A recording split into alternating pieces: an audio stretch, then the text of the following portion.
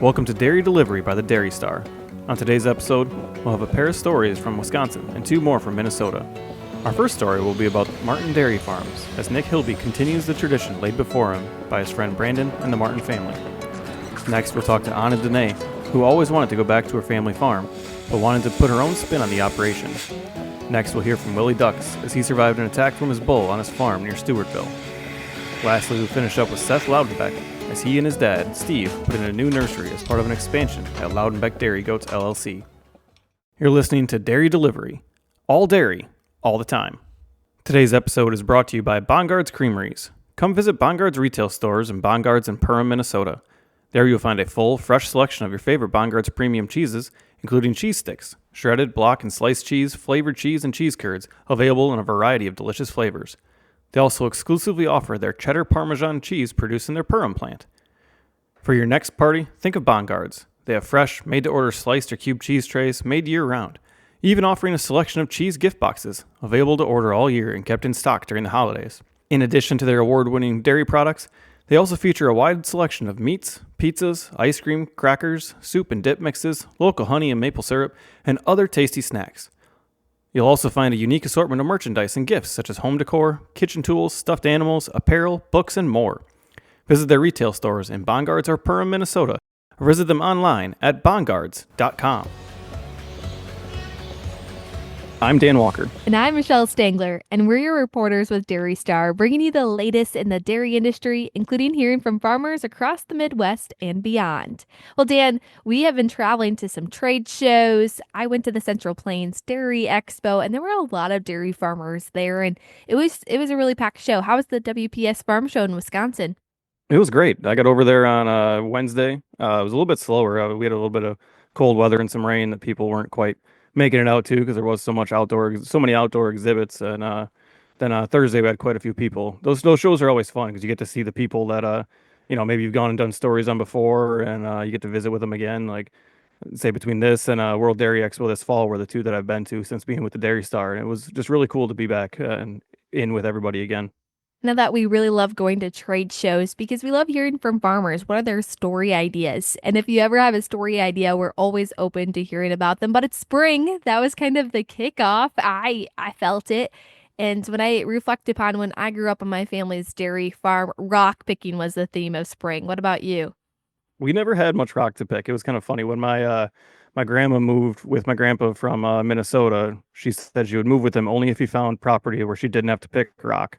And then my dad bought the farm about a quarter mile down the road or half mile down the road, so we never had a whole lot of rock to pick. So we got pretty lucky with that part of it. Well, of course, spring is all the time for being in the fields, being outside. So I'm really looking forward to that. But before we get into today's episode, hearing a lot from farmers and stories that's in the Dairy Star, it's also sports season, MLB season.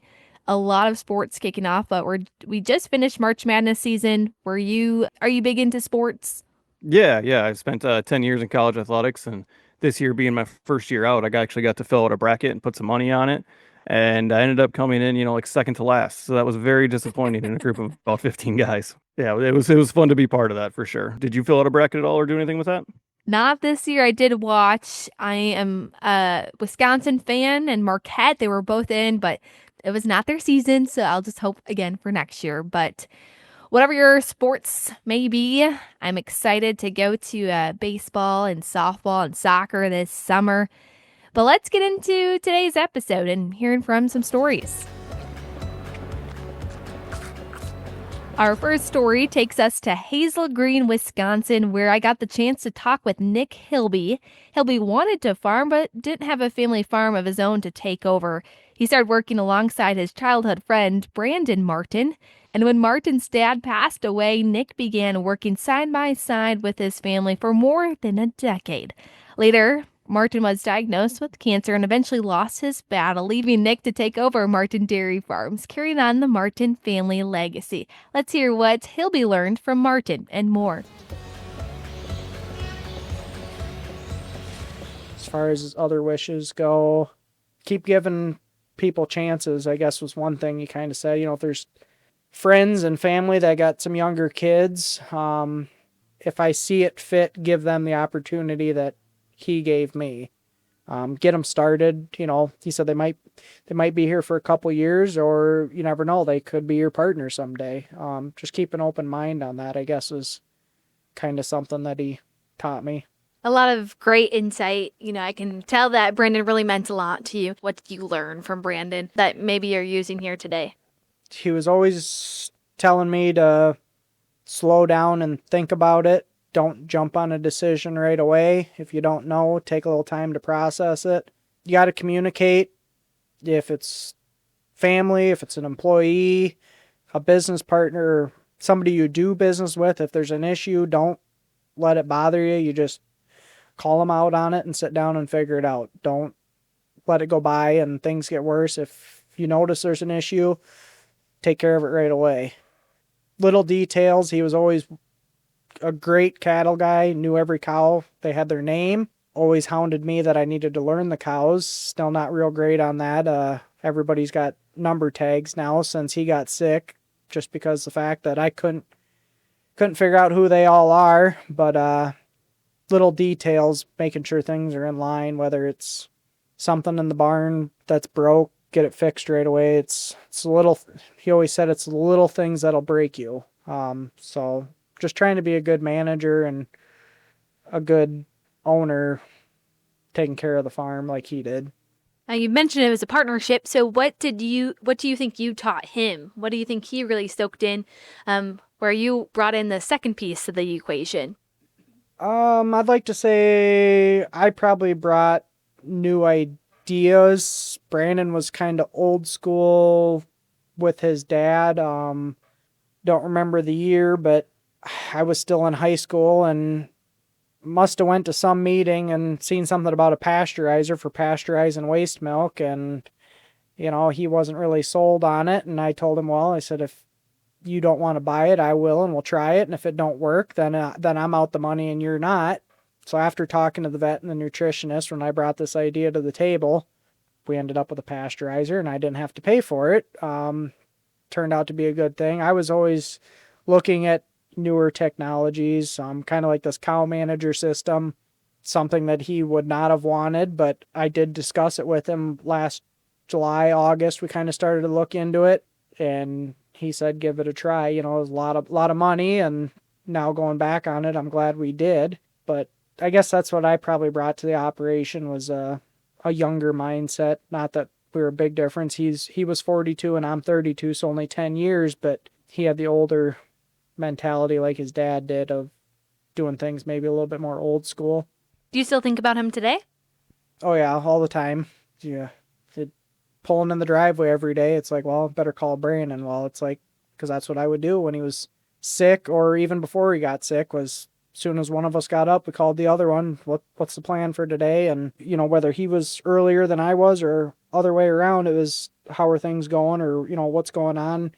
Because he was kind of managing the calf and the heifer farm, and I was over here on the dairy. Was where I started out every morning mixing feed. So yeah, always thinking about him. Or me and Pizer and Willie, the other 2 full-time employees, were always joking or talking about, like, well, Brandon would have had us doing this, or what would Brandon be thinking we did this. Thank you so much for your time, your generous time. Is there anything else that you want to add? No, just something maybe for some other farmers out there that don't have any kids or family members that they see taking over the operation. There's plenty of people out there that are looking for an opportunity. You can make things work if you find the right person. That's kind of what me and Brandon did. Then we did become family, but if you take that out of the aspect, I mean, when I started working for him when I was 8 years old, I was just the neighbor kid working here. But from 2011 till I married his cousin in 16, 5 years, I mean, we didn't know that was going to happen for sure, So him and his dad kind of took the chance of bringing somebody non-family into the operation. And Brandon always said that. I don't know why some of the older generation don't have things pre-planned or let somebody else into the operation to keep the legacy going. I mean, family farming, more and more people are getting removed from it. And if they're not family, I don't know if you consider it a family farm, but you're still carrying on somebody's legacy. So I would just hope that if there's somebody out there that don't have somebody to take over their operation, reach out to ag organizations, colleges, stuff like that. Is there apprenticeship programs or something like that that they could look at for finding somebody that maybe would take it over someday?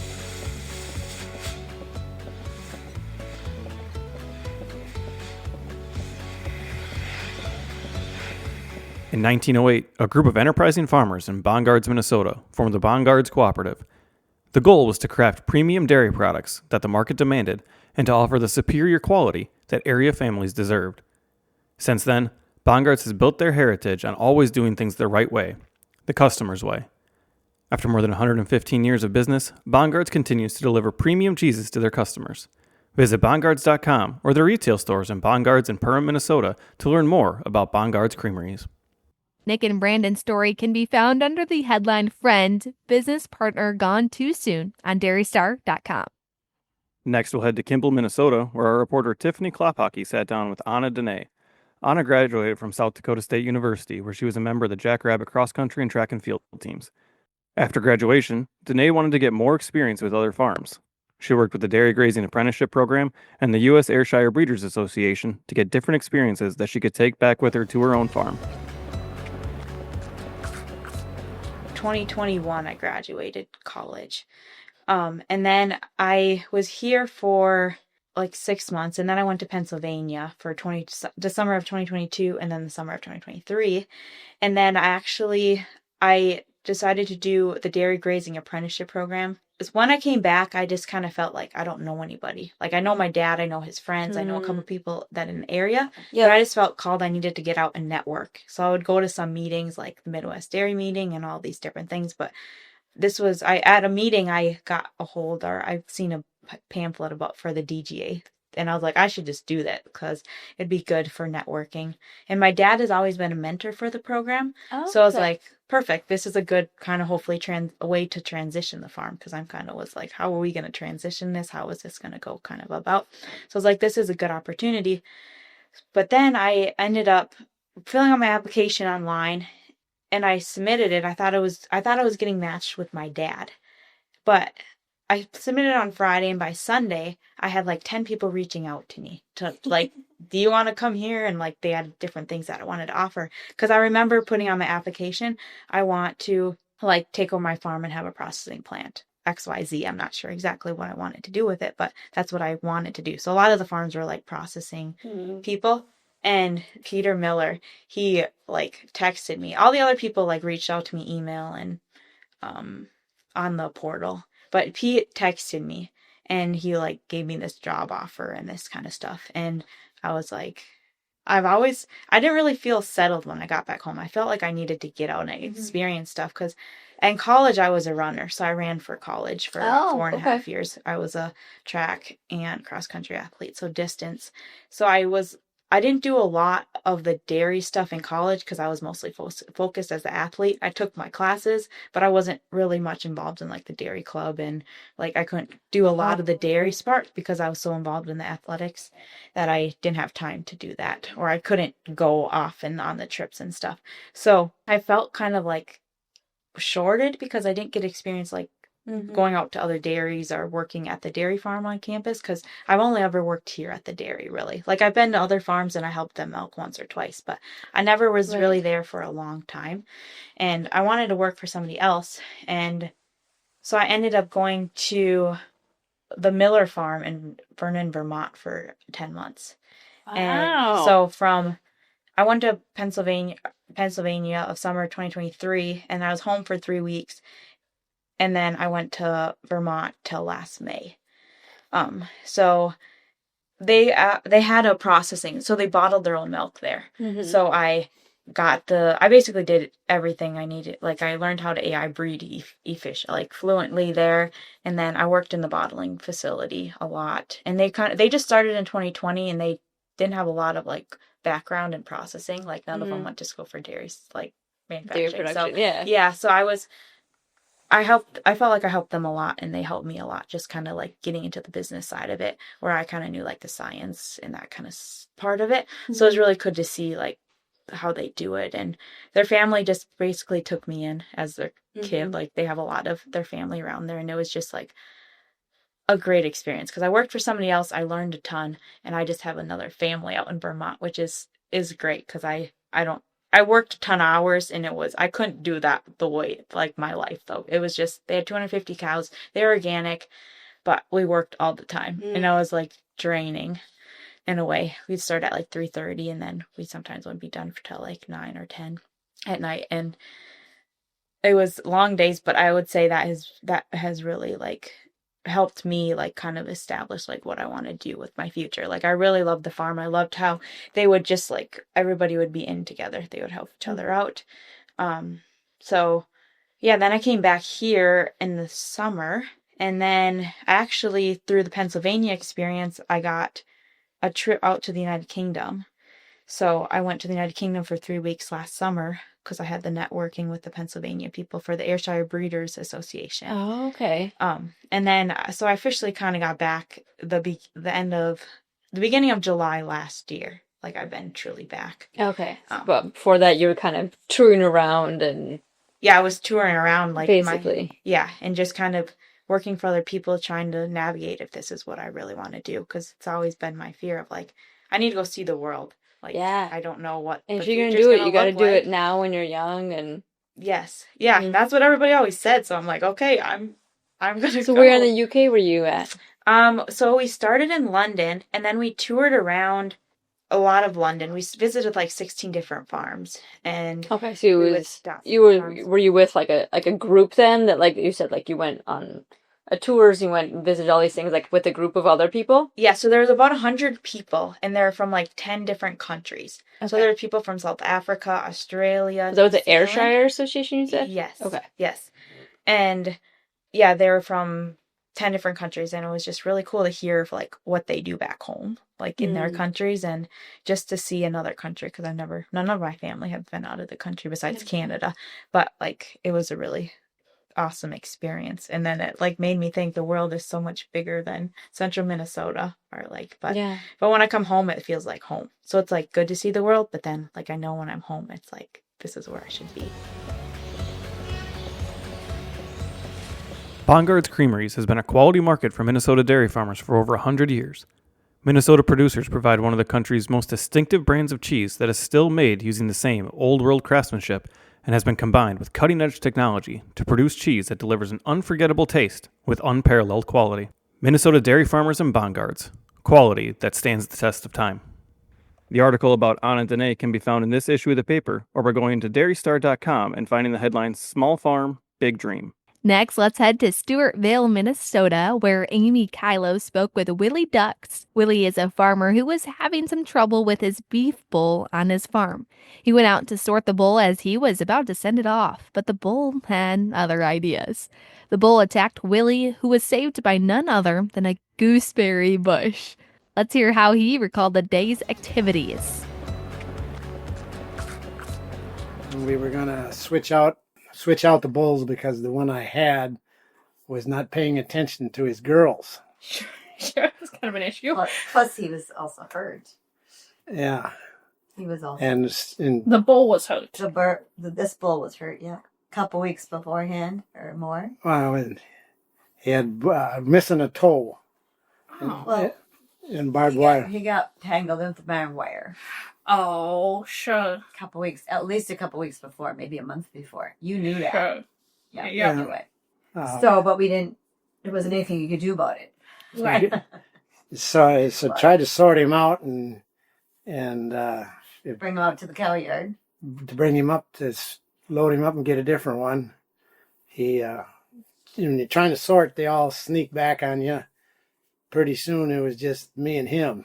And this is out in the pasture. And this is out in the pasture, yeah. We played Ring Around the Rosie Gooseberry Bush. And Well, he pushed you down first. No, didn't he? no. Okay. And then he pushed me down and started beating on my arm with his head. I could feel his brisket on my hip. And but then he left. Okay. And so you out by yourself then doing this? Working cattle all my life, he didn't think twice about doing it. Oh, yeah. And he'd tested me 2 weeks prior. So matador thing, With what? noise. Matador noise? Yeah. I thought what do you have? I didn't have anything. I just had my arms out there and I was screaming. Yeah, Oh, okay. yeah, Oh, yeah, okay. yeah, And so, Matador behavior or yeah. action or something. so he veered off and I veered off the other way.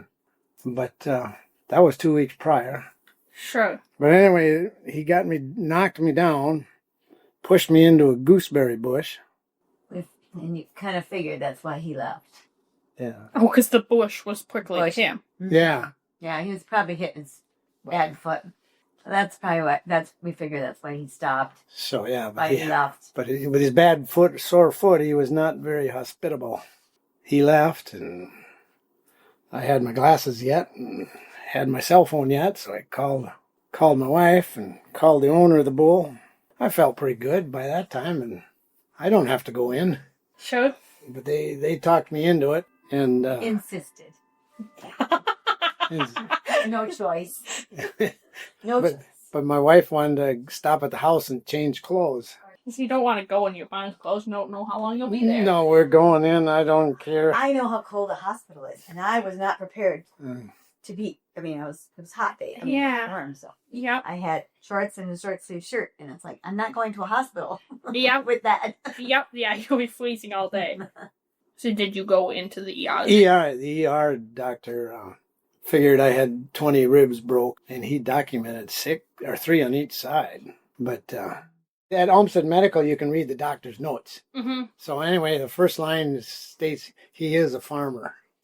And then telling her how it happened, the bull chased me and knocked me down and pushed me into a gooseberry bush. Well, she didn't know what a gooseberry was, so I said a thorn bush. Well, when I come back from the narrative, I got pushed into a phone booth. Doctor Who.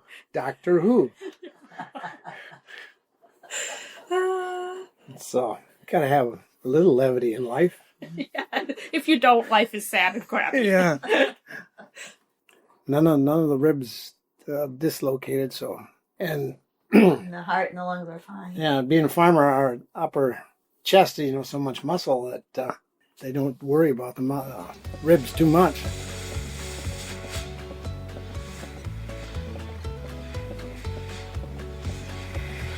Just an incredible story there, and how lucky Willie is for that gooseberry bush, to say the least. This story can be found with the headline Tangling with a Bull on dairystar.com. Our final story on today's dairy delivery features a goat farm in southeast Wisconsin. Our reporter Stacy Smart talked with Seth Loudenbeck about their decision to expand their goat dairy herd at Loudenbeck Farms Dairy Goats LLC, and how creating a new nursery with an automatic feeder will help the farm in countless ways. So, Seth, tell me about some of the features and benefits that you are most excited about with your new nursery. The biggest thing is our automatic feeder, going from feeding kids for several hours a day to managing kids for a couple hours a day was just a huge time saver, and obviously some benefits of having full access to milk 24/7 for growth reasons, but that was the biggest thing we were looking forward to when getting ready to put the nursery up. Sure, yeah. And what brand of automatic feeder do you have? Our feeder is a Forester brand, 8 feeding stations off of it. So we have 8 pens in the nursery. Each pen has a nipple, and we raise on average between 15 and 20 kids per pen at a time. Okay. And do you feel that with the quality of product it's producing and the amount of time they're able to drink, you're really getting just like a healthier goat? Or Yeah, definitely we wean them a little faster because they grow a little faster. We've shaved off, I would say, on average 2 weeks of milk feeding from previous years. So I'm not going to say that cost-wise it's any different because they drink so much more milk in the shorter time frame, but definitely grow faster. and how much what's the capacity of the auto feeder? How much milk can it hold at a time? It holds a 50-pound bag of milk replacer, which I dump one about every morning. I dump a bag. in it. And then it mixes. You can change how much it mixes at a time. I have it set to mix 32-ounce batches, and it mixes as often as the kids drink it down. Okay. So it's mixing continuously, kind of like throughout the day and night then? Yep. And if the batch is sitting there, it does stir it on a time interval, so it keeps it mixed up and keeps it warm. Okay. Nice and fresh. Yep.